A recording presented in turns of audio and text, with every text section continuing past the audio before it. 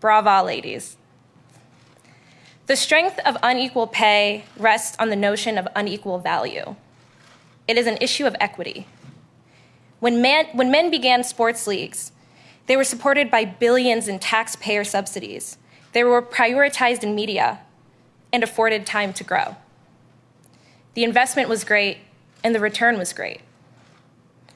I have watched and joined a league of women who are remarkable at their craft. And together we have asked for the same grace that was extended to men in the formative years of their leagues, true investment. I've spoken about equal pay in formal settings such as this and in informal exchanges. Often I'm resisted with declarations like, there just isn't enough interest in women's sports. My response is always this: you would never expect a flower to bloom without water. But women in sport who have been denied water, sunlight, and soil are somehow expected to blossom. Invest in women, then let's talk again when you see the return. I want to thank the U.S. Women's National Team for being an emblem of hope, a voice of reason, and a force for change. Mr. President, Madam Vice President, and Dr. Jill Biden, thank you for your commitment and attention to advancing economic security for women. We look forward to working alongside you. Now it is my distinct pleasure to introduce the First Lady of the United States, Dr. Jill Biden.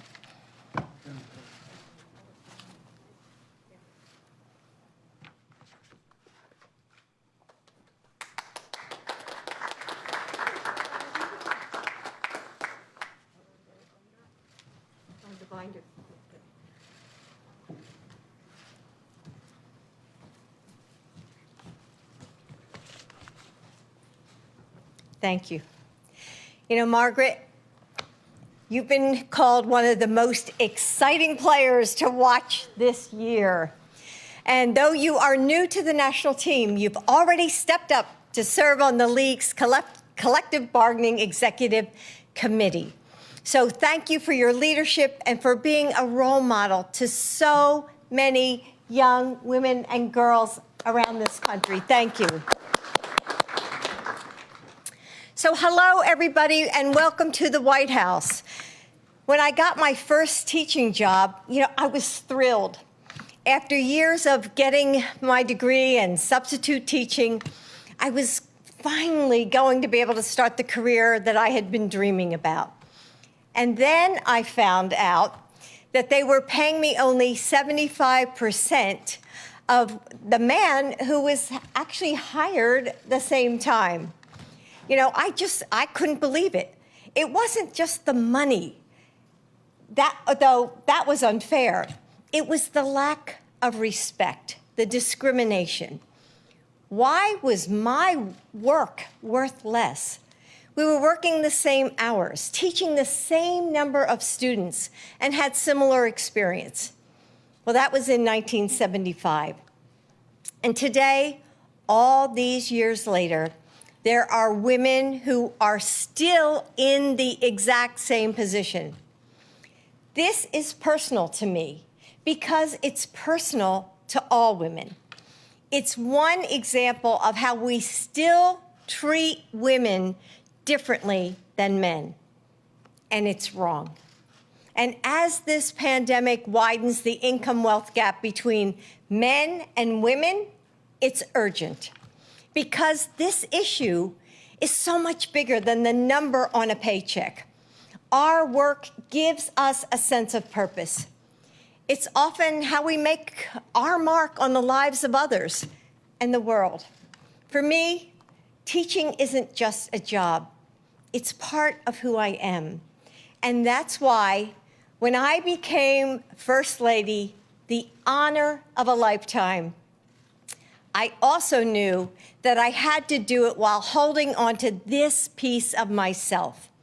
I had to keep teaching. As Joe's dad used to say, a job is so much more than a paycheck. But our paychecks reflect how we are valued by our employers and even by our communities.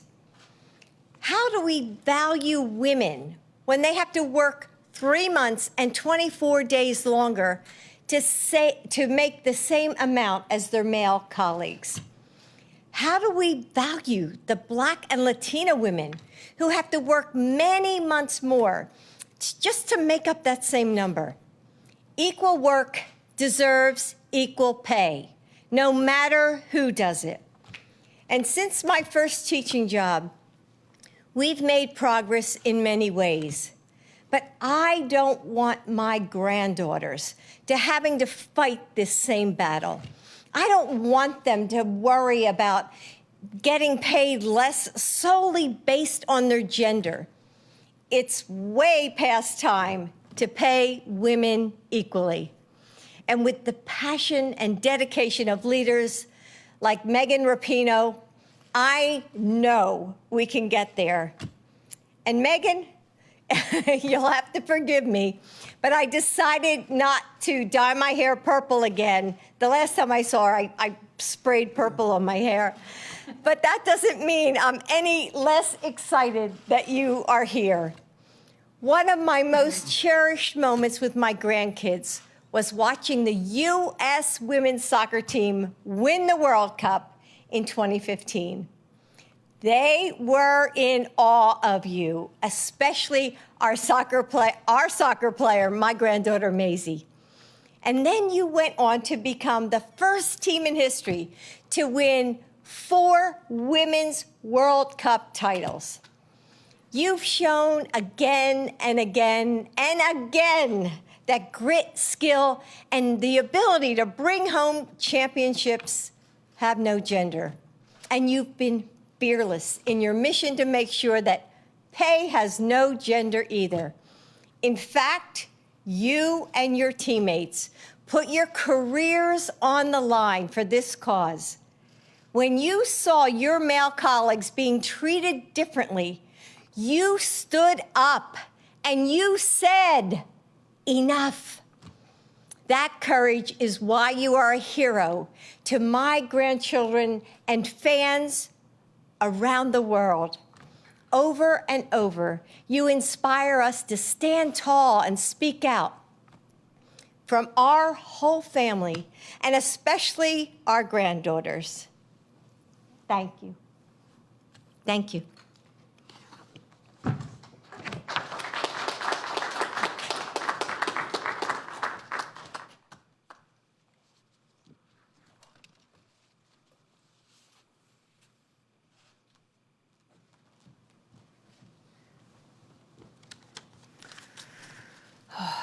First time all day with no mask on. It's nice. It's nice. I'm sure you all feel the same. Okay. I need a fancy presidential binder. Maybe one of these. Maybe one of these days. Dr. Joe Biden, thank you so much for the introduction and your amazing words. Good afternoon, everybody. It's such an honor to be here today. So thank you to POTUS and FLOTUS for hosting Margaret and I. It really is a special day for both of us. There's not many, I can probably count them on half a hand, moments where I find myself without the words to say. And today I did when I walked into the Oval Office here at the White House. Just, you can't help but pause and take a moment to acknowledge those who have walked these halls before you. Thinking about the civil rights leaders and the champions of equality and the people who never made it into the room but fought so hard so that others like me would. I can't help but feel inspired and grateful to them, and also a deep sense of responsibility. I'm a member of the LGBTQ community with pink hair, and where I come from, I could have only dreamed that I would be standing in the position I am today at the White House. I'm also a professional athlete, and I've helped, along with all of my teammates virtually here today, one teammate literally here today, win 4 World Cup championships and 4 Olympic gold medals for the United States. And despite those wins, I've been devalued, I've been disrespected, and dismissed because I am a woman. And I've been told that I don't deserve any more than less because I am a woman. You see, despite all the wins, I'm still paid less than men who do the same job that I do.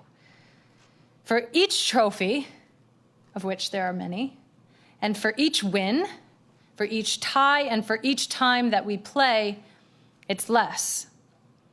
And I know there are millions of people who are marginalized by gender in the world and experience the same thing in their jobs. And I know that there are people who experience even more, where the layers of discrimination continue to stack against them. And I and my teammates are here for them. We on the U.S. Women's National Team today are here because of them.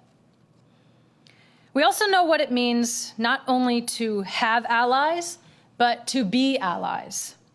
We know what it means when people kneel to kneel with them.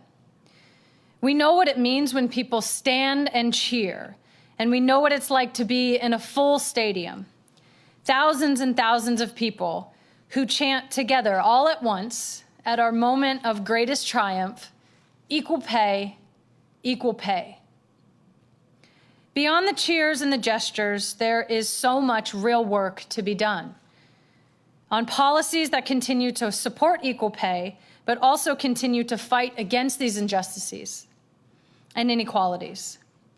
And not just for ourselves, but for those who are coming after us, who are watching us, potentially watching today, thinking to themselves what may be possible for their future.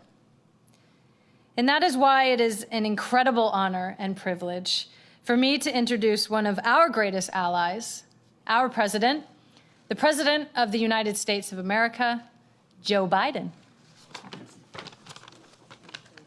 They got to do the cleaning and everything, but it's less dramatic because of COVID, but it's okay. Thank you.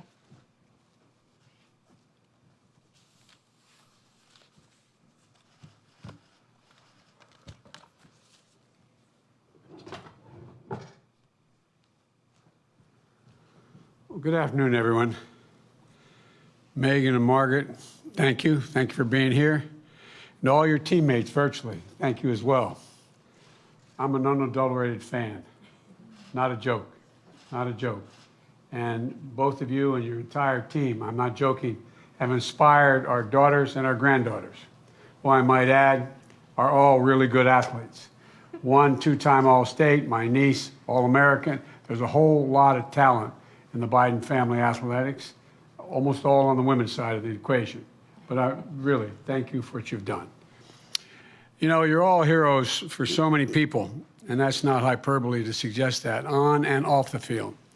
You know, and it matters that you lent your voice to the issues and the issue of fair pay and decency for so many years. Megan, it's hard to believe. It was almost a year ago that we met virtually during the campaign. I said it last April when we spoke, and I'll say it again. The fact that Jill and I get to talk with you and your teammates makes us heroes with our granddaughters. Not a joke. I went so far as I took what they might say a privilege of getting our granddaughter, Maisie, who's a rising junior at the University of Pennsylvania, up taking a course right now. I got her on the phone, so all she wanted to do was meet both of these women and meet them virtually. And she's a soccer player. And as Jill mentioned, seeing you win the World Cup back in 2015, that was an incredible moment for our family and our country. And I didn't bore you with all the pictures we still have walking on the field. No, I'm serious. And off the field. You all made me a hero with my granddaughters. And the reason we're here today is because it's Equal Pay Day, which has been around for 25 years. It was declared 25 years ago. Equal Pay Day. Though not enough people know about that, as they should. You know, it's a day that measures how much longer women typically have to work to match what men make in a single year. That's what Jill was talking about. And it's shocking when you look at the numbers. 12 years ago, when President Obama and I came into office, the very first law we enacted was the Lilly Ledbetter Fair Pay Act, and Lilly was standing at our side.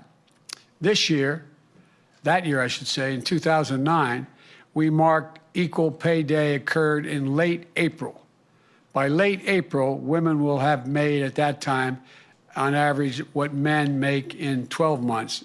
They had to go all the way through January, February, March, and April to catch up. That meant that it took women until April of 2009 to earn the same amount of money that a man made in all of 2008. Another way to look at it is it took more than 15 months for a woman to earn the same amount that a man made in 12. And more than 3 extra months, it's more than that. And it's even longer for women of color. And it's wrong. This year, Equal Pay Day falls in late March, which is a little bit better, but not much, from late April to late March. And frankly, we shouldn't be satisfied until Equal Pay Day is no longer even necessary to mention at all. The reality, though, is that in nearly every job, more than 90% of the occupations, women still earn less than men. 82 cents on the dollar on average. For AAPI women, it's 87 cents for every dollar a white man earns. For black women, it's 63 cents. For Native American women, it's 60 cents. For Hispanic women, it's 55 cents. It doesn't matter if you're an electrician, an accountant, or part of the best damn soccer team in the world. The pay gap is real. And this team is living proof that you can be the very best at what you do and still have to fight for equal pay. You know, as Jill mentioned, this pandemic has only exacerbated the problem. Women are on the front lines as essential workers, particularly women of color, in hospitals, grocery stores, child care facilities, farms, factories, but they're still earning less. More than 2 million women have dropped out of the workforce since the pandemic started. 2 million. And now we're at the lowest rate of women participation in the labor force that we've been in more than 30 years. Let me say that again. The lowest percent of women in the workforce had to go back 30 years to get to where we are today. A lot of that is because so much extra weight of caregiving and responsibilities falling on their shoulders. It causes women to miss work, cut hours, and leave their jobs and care for their children and aged loved ones. That in and of itself shows some discrimination. How many men are staying home and doing it and the women staying in the workforce? It undermines financial security. And by the way, it's hard. I was a single parent with 2 children after my first wife and daughter were killed well over 40 years ago. And the fact of the matter is, I was a U.S. Senator. I was 29 years old. I was making $42,000 a year, and I couldn't afford help to take care of my kids while I worked. Thankfully, my mother, my sister gave up her job, my brother, they helped me raise my kids. It undermines financial security for women and families. It hurts our entire economy when we lose the talent and hard work of so many people. In the American Rescue Plan you've heard so much about that we just passed, it was designed to address this core challenge. It puts money directly into the pockets of people who need it the most. $1,400 checks for 85% of American households. The 100th million check has been deposited as of today, and many more are on the way. It also expanded the child care tax credit. And here's what that means for those of you who don't know. Right now, if you file for federal income tax, you get up to $2,000 credit for each child. But if you need help the most, if you're making a minimum wage job and you don't make enough to pay federal income tax, then you don't get this credit. But because of the American Rescue Plan we passed, if you have 2 children under the age of 6, for example, and you're making $7.25 an hour, which is the minimum wage so many people are making, you'll get a check for $3,600 per child, or $7,200. Roughly, you get $500 a month. It's mailed to you by the federal government. That's life-changing. The American Rescue Plan is going to cut poverty across the board in America by about 31%. And that's a significant lift up for women. The law provides $360 billion for funding state and local governments. What that means is that's going to prevent layoffs in jobs often held by women, nurses, teachers, healthcare workers, home healthcare aides, because the states have to balance their budget because they can't, because of the lack of income coming in without the help from the federal government. They have to lay off those essential workers. And the law also includes $130 billion to reopen our schools safely, $40 billion for invest in child care investments, $160 billion to get the country vaccinated and beat this pandemic. All this is going to give millions of women, including many moms and dads too, the freedom to rejoin the workforce and make the career choices that are best for them and their families. But there's so much more we need to do, so much more. We need the Congress to pass the Paycheck Fairness Act. The bill will remove loopholes in the law allowing employers to justify gender pay disparities. It would help hold employers accountable for systemic pay discrimination. It would help level the playing field for women and people of color by making it easier for workers to challenge the disparities as a group. It would increase pay transparency. By that I mean, there's a whole range of American corporations. If you sign the Fortune 500, you sign up with them, you cannot reveal, it says in your contract, you cannot reveal your salary to another employee. Why is that? They don't want me sitting there saying, well, I'm making $60,000 with a woman doing the same job, and she looks at you, you're making 60, I'm making 40. They actually try to hide it. That's what I mean by transparency. Some employers may not allow you to know, exactly, as like I said, how much the person sitting next to you is making. Some may even discipline you for asking that. That has to change. Too often, secrecy is part of the problem. We know information is power. You can't solve the problem if you don't know you're not getting paid fairly. My administration is going to fight for equal pay as it become a reality for all women. It's about justice. It's about fairness.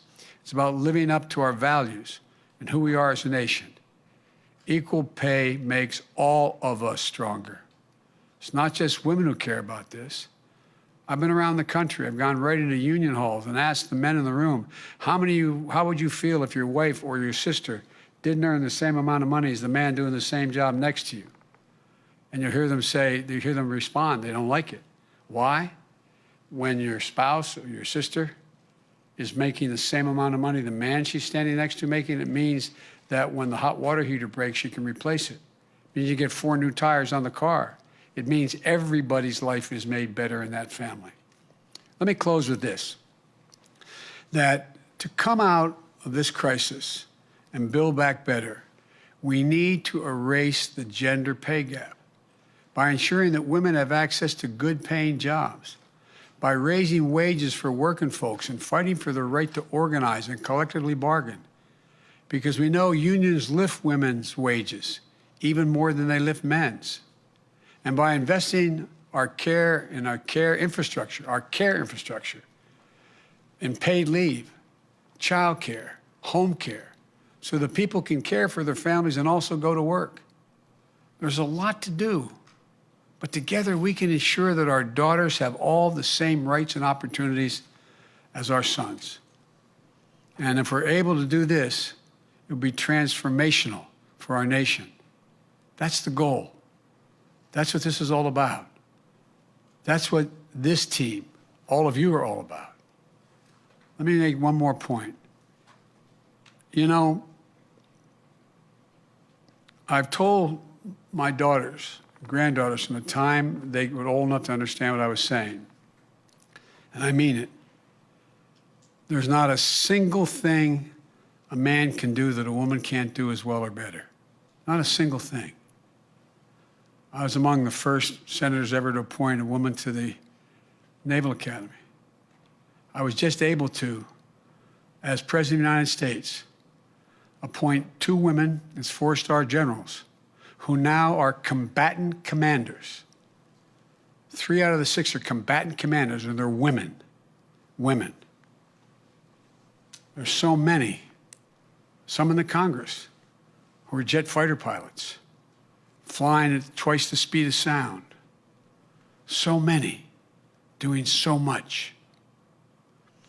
But this soccer team, America's team, has done more to lift up people's sense of who they can be, particularly young girls and women, about anything that's been done. So as President of the United States, I thank you. I thank you for the example you've set and for your willingness to say, look, we're not going to take it anymore. We're not going to take it. Figuratively speaking, you can take my trophies, but you can't take my pride. As I said, my dad used to say, Joey had jobs when he lost his job and had to get another one. We had to move. He'd say, you know, Joey, a job's about a lot more than a paycheck. It's about your dignity. It's about respect. It's about your sense of yourself and your self-worth. It's about your place in the community. That's what this is all about. And that's why you guys are leading the way. And now it's my great pleasure and honor, I'd like you to stand next to me if you would, while I sign a proclamation making Equal Pay Day, naming it and expressing our commitment to seek equal pay as we build back better and restore this economic growth. Thank you, folks. I'm going to sign it now. Come on up here.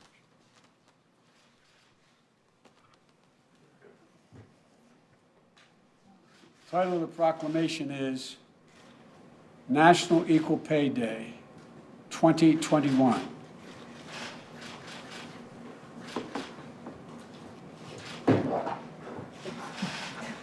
You can move up. Just check it. Just making sure it says what it says.